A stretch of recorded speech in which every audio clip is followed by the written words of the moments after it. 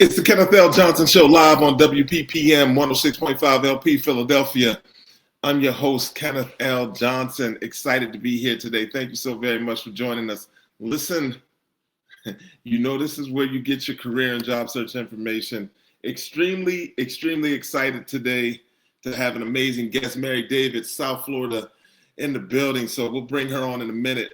But I wanted to have a conversation, right? Welcome to the show.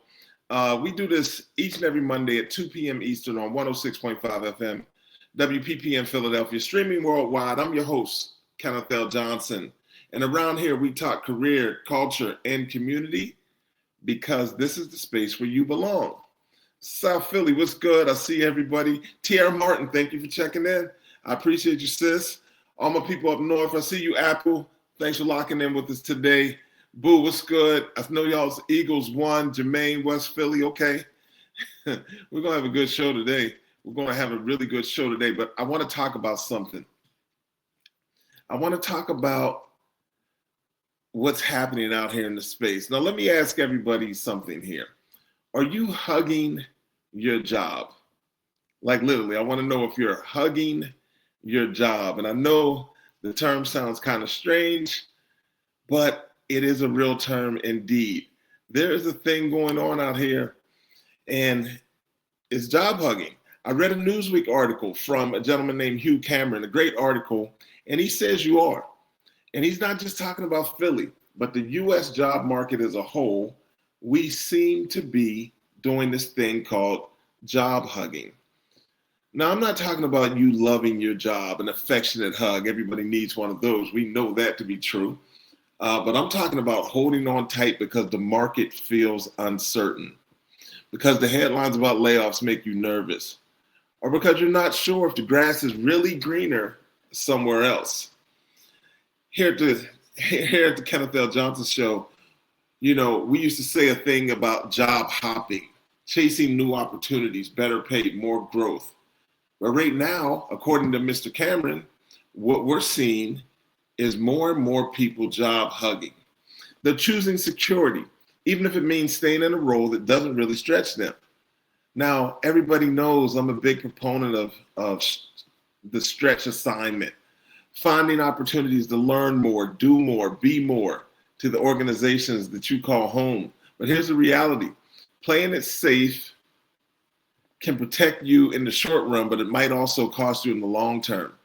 Promotions, earning potential, and personal growth, and just professional experiences, right? As someone who's been in the career and talent acquisition space for, I don't know, over 25 years, I can tell you this.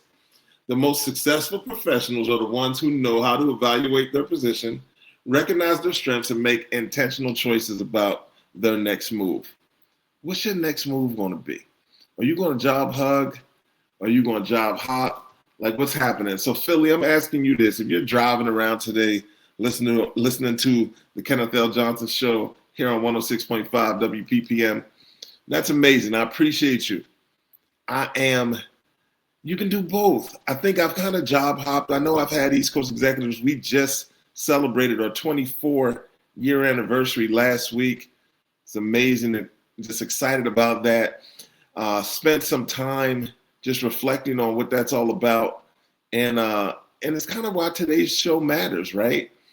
As we head into the fourth quarter of 2025, this is probably the moment to reflect, recalibrate, and set a tone for your year ahead, right? And I think I have the perfect guest to help us do that. So with that being said, let me get situated here.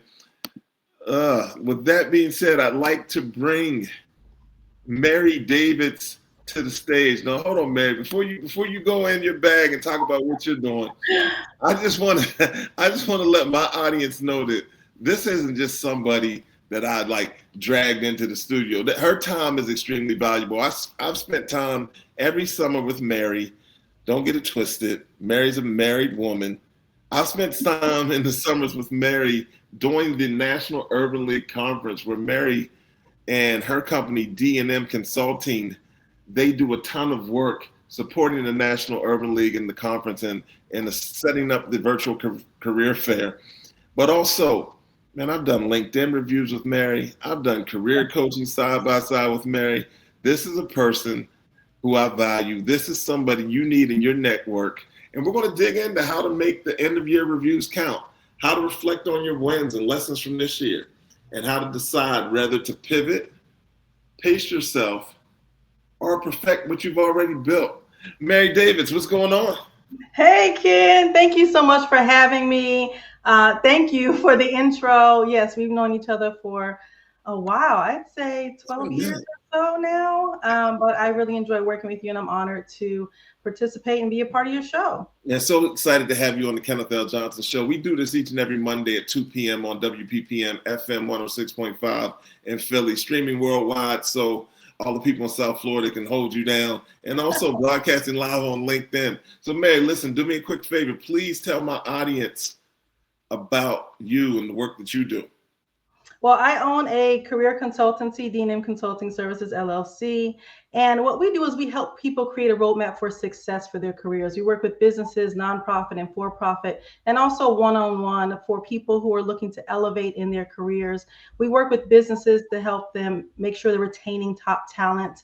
Employee engagement training is what we offer. And we also just overall, we're looking to help you to love what you do, get paid well doing it, right? And that's really the point. We spend a lot of time in the workplace, and we want to make sure that we're enjoying our work. Everyone wins that way when we enjoy what we do. Your customers win, you win. So that's what our business is about, helping you to love what you do, get paid well doing it, and showcase the value you can bring to your audience. You know, the value that we're bringing to our audience today is having you here. Extremely excited for us to kind of jump in. Just want to kind of give you the heads up here at the Kenneth L. Johnson Show. We talk about career, we talk about culture, and we talk about community. We believe that people belong here. So with that being said, I want to jump in. I know we've had some conversations kind of off mic just about people needing to prepare to close out the year strong. So let's talk a little bit about that. When we say people, we just mean people that are in the workforce. People that are kind of situated in their roles, but they really need to be mindful of how they close out the year. So talk to me a little bit about what people need to be doing right now to ensure that they have a successful close to 2025. Well, I say two things just to start out. Earlier, you were talking about hugging your job, right? And this is a great part of that, right? A big part of that is if the job market is unstable right now and you're saying, you know what, I might need to make sure I'm planted and it's clear what the value I bring to this role. It's important that you're writing these things down, right? To make sure you're positioned to where you're showcasing your value and you're clearly articulating your worth. That's key. You have to be able to clearly articulate the value you bring to the organization and to your role. So it's so important that you write these things down. And I wouldn't say to just start now. The beginning of the year, or when you start your first 90 days, start every 90 days, you should have a tally of what value you brought to your role. What did you learn that was new? How did you help the team? How did you help the company?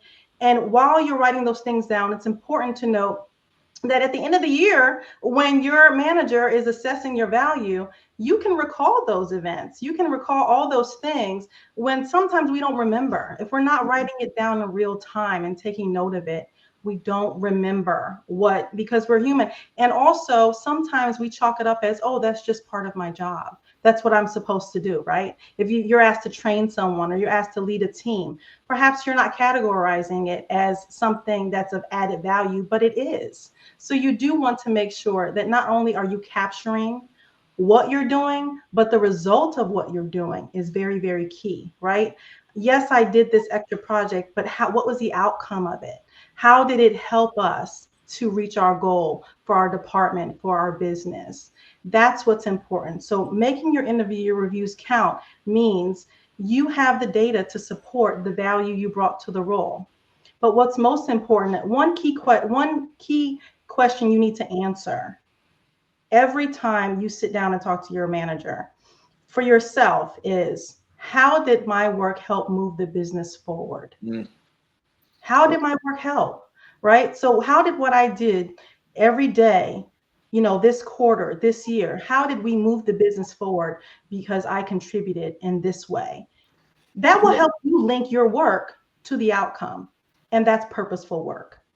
Purposeful work indeed. When we have these conversations with individuals at East Coast Executives, and we speak about presenting them to some of our client partners and our companies that we support, the thing is, how did you earn your organization money and or resources, or how did you save time?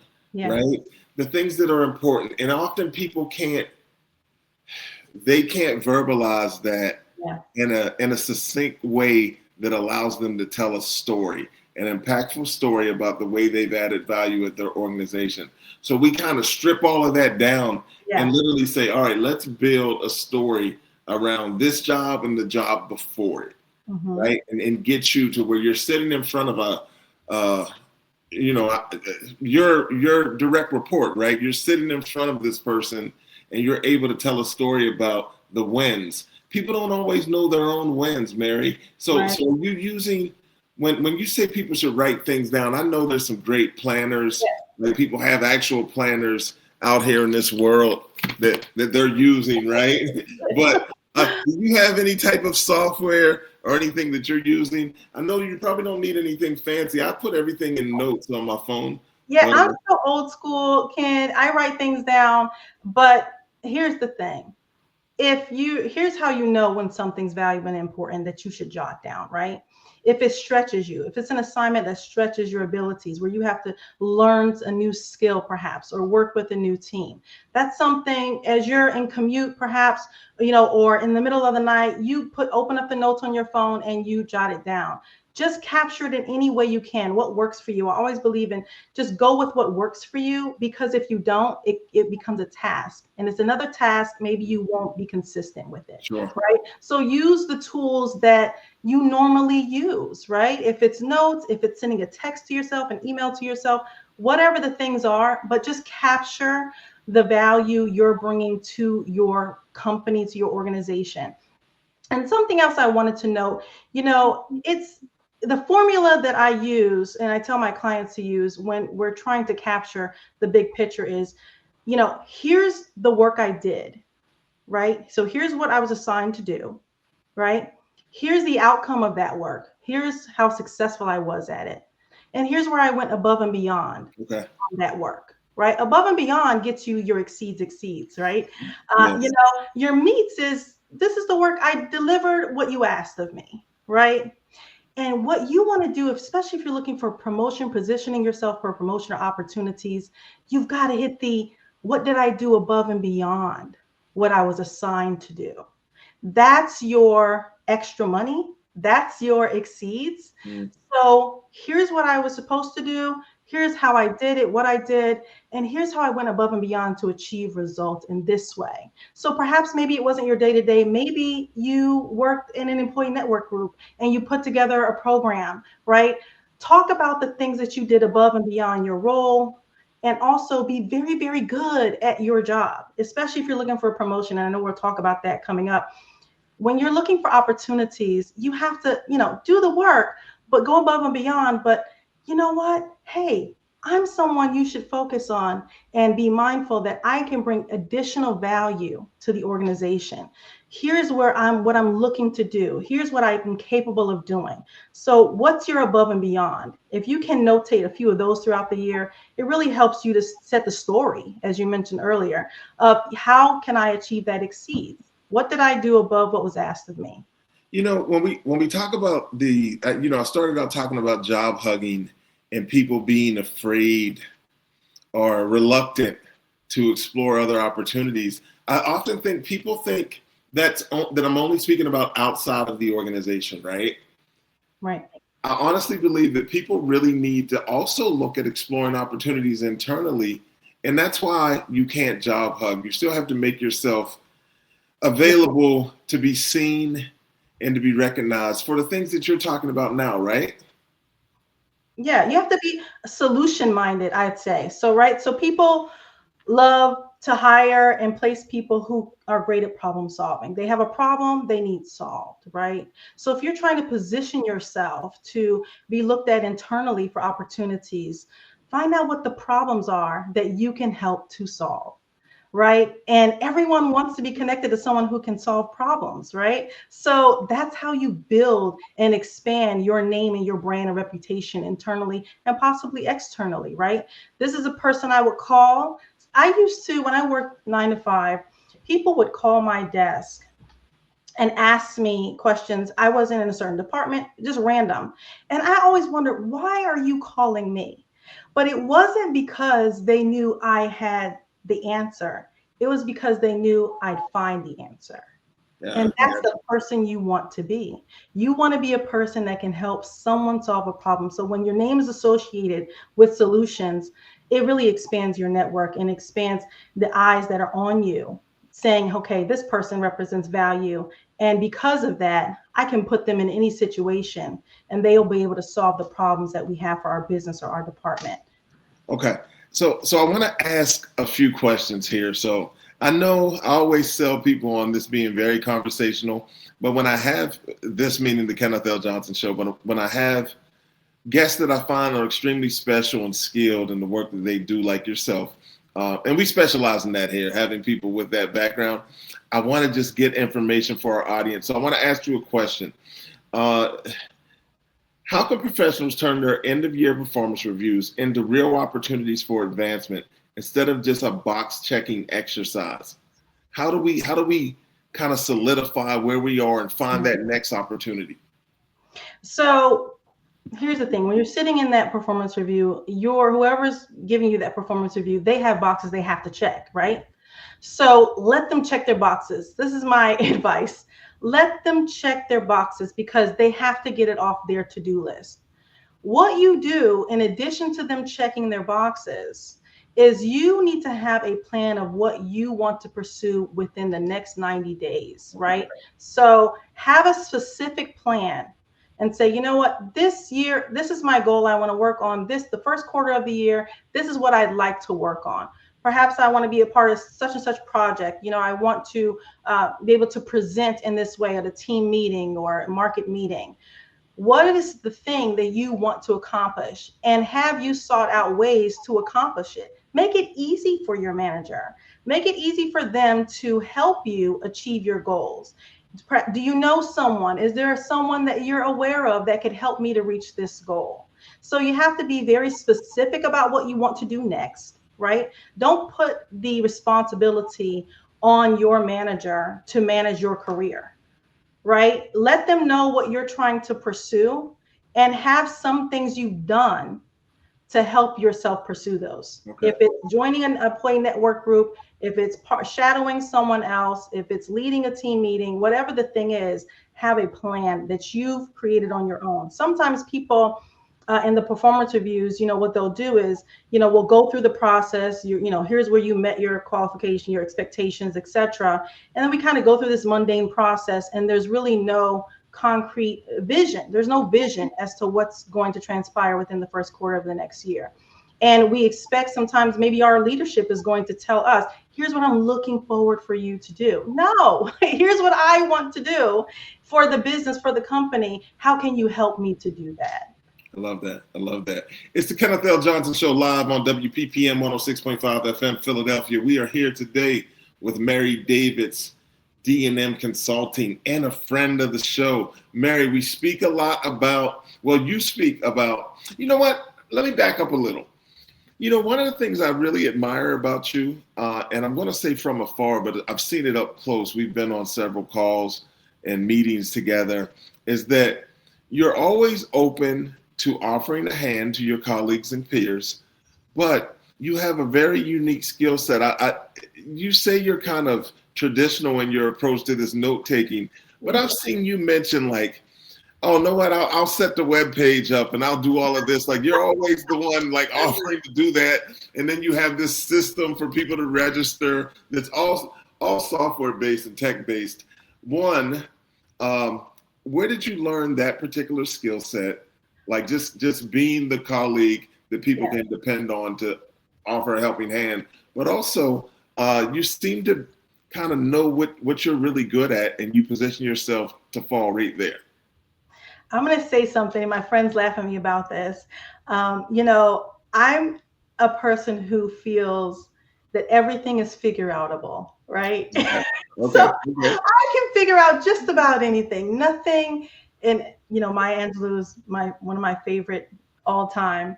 And one of her quotes is, we are all alike, right? There's basically nothing anyone else can do that I can't do, right? We're all human. It can be figured out. And yes, I have a skill set. I love to write. I feel that I'm a great writer. I can take something complex and simplify it for my clients. But mostly I focus on solutions, things that need to get done. So if it's a possibility for me to figure it out, to hire someone, to build a team for this specific project, I will do it. I will pull my resources and I will learn what I need to learn and I will figure it out. I don't ever work in a place of limitations, right?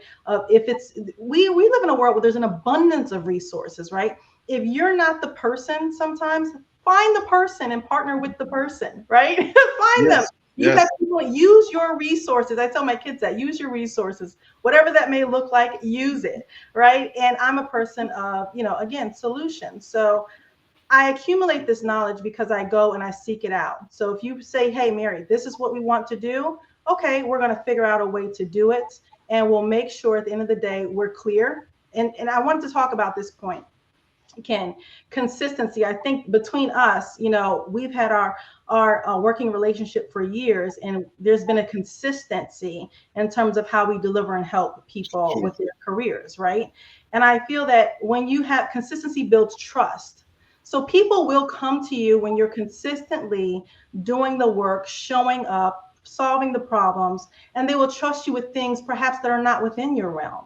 They will come to you first because they trust your work ethic, because you've been consistent in delivering for other things. So I always tell my clients who are, especially the entrepreneurs, and I know we're talking about people who work in the workforce, but entrepreneurs is the same in terms of if you're trying to build a client base. And sometimes I tell my clients, focus on one thing that you do very, very well and be consistent in delivering that thing. The other things will come. Okay. Because you built the trust foundation with your network, and the other things will come. So I just figure it out. Well, you figure it out extremely well. I think that's one of the key skill sets that you possess, and that's just from me kind of working with you and seeing how you do things and the way you lead. Let's talk a little bit about leading. So I want to talk about leadership and strategy for our managers and leaders that are listening to this show. What's one key thing they should be doing right now to set their teams up for success in the new year? I would say you have to be very, very good in effective communication, meaning sometimes, like we talked about earlier, the way your delivery, we may think we're articulating a thing a certain way, but is it being received that way? Get to know your team. Ask them, what is the one thing that would make this next year be great for you? Start there. What's the one thing that you feel this year that we're in 2025, what is one obstacle that you found really challenging this year, and how can we help to overcome it? Sure. Start asking them what's within their day-to-day that makes their work harder, right? And what can we do next year together to make next year a success? Start there, because that way you're not coming with your own preconceived ideas of what you think should change or what can be better. Learn from the people who are doing the day-to-day work on what can be better, right? That story may be totally different from what you imagined it would be. So start out asking and not telling. That would be my main point of advice. I like it. I like it. A little empathy tone there, right? Kind of meeting people where they're at. All right. So look, as we kind of work towards a close here, one of the things in leading up to this show that you spoke about was the pivot, pace, or perfect kind of mantra. Yeah. And you talk about the idea of pivot, pace, or perfect. How should someone know which one is the right move for them as they head into 2025? There's three options here. Yes. Which one's right for us? Well, by really sitting down and thinking about, when people are frustrated in their work, asking yourself the right questions. Why am I frustrated? Is it because of my current environment? Is it because I don't like the work anymore? Or I don't like where the work is being done? right?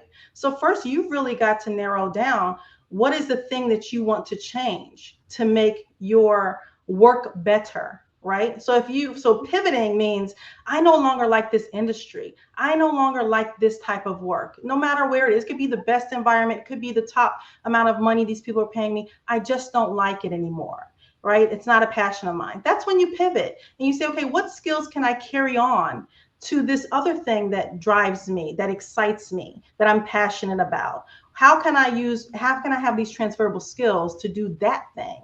And then you create your plan to pivot using the tools you've already created in your current role and current industry. See how they can mesh with what you want to do next. That's how you determine the pivot. Okay. Pace means, hey, I'm good here. I'm hugging the workplace, right?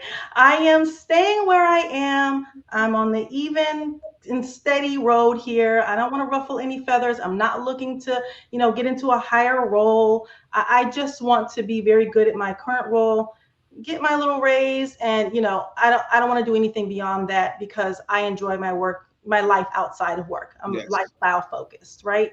Think about what are the things that are important to you is the key here. So when you're pivoting, what's important to me? When I'm pacing, what's important to me? Is it my lifestyle or my work? And then the perfecting is, and I've now decided I want a promotion. I want more opportunities in the industry. I want to be more recognized in the industry or in my workplace. So now I need to really perfect what I'm doing and look for opportunities to do greater things here. I'm going to put in the extra time. I'm going to make the network connections. I'm going to do all these things so that I can perfect my position in the market and my brand. Amazing. Amazing. Listen, Mary, I'd love for you to share with our audience how they can stay connected to you and the work that you do. Well, the easiest way is slaytheworkplace.com, slaytheworkplace.com. You go there, you can find anything you need. That's a one-on-one consultation. That's perhaps training for your organization. We do conflict resolution, employee retention, etc. We have all the trainings and information, but start there, slaytheworkplace.com, and that will lead you to all of the different ways possibly we can work together. Man, it's amazing. I'm really appreciative of you being here on the show. Mary Davids, please lock in, stay connected with her. I know she's on LinkedIn as well, Yes. But I know if you can find her out here supporting and helping job seekers. Mary, thank you so very much for joining us today. Thanks, Ken. Thank you. It's been amazing. All right, listen, we had Mary on, and she did what I thought she was going to do. She gave you the information that you need to be successful out here. You've been listening to the Kenneth L. Johnson Show right here on 106.5 FM, WPPM Philadelphia, streaming worldwide and broadcasting live here on LinkedIn. Today, we talked about something powerful, finishing 2025 strong and setting the tone for 2026. I want to thank my guest again, Mary Davids, CEO of D&M Consulting, for sharing such practical insight on making the year-end reviews count. Look, here's what I want you to take away.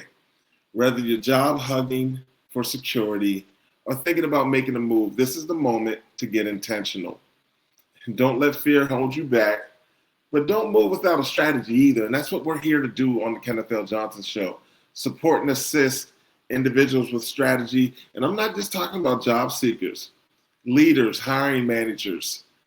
You need to be intentional about the way you're showing up as well if you're looking to add the best talent. And, these career decisions come whether you're pursuing them or not. You have to pursue, assess, and act with clarity. If today's conversation sparks something for you, share it, talk about it with your network, your family, your colleagues, and keep tuning in because this is where career, culture, and community come together. I'm Kenneth L. Johnson. Thank you for being with me today on the Kenneth L. Johnson Show. I hope we added value. We'll see you next Monday, 2 p.m. Eastern on the Kenneth L. Johnson Show. Career, culture, community, you belong here. Thank you for joining us.